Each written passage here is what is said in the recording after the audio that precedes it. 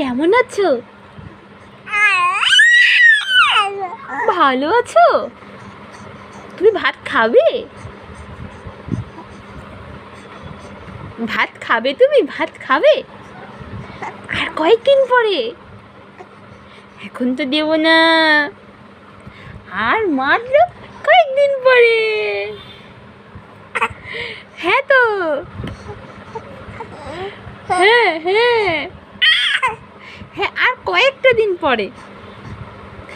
অম্বর, অম্বর, কি দিয়ে ভাত খাবে?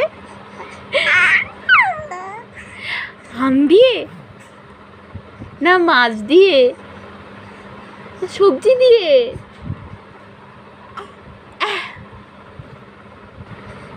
ভাত খাবে না তুমি? খাবে?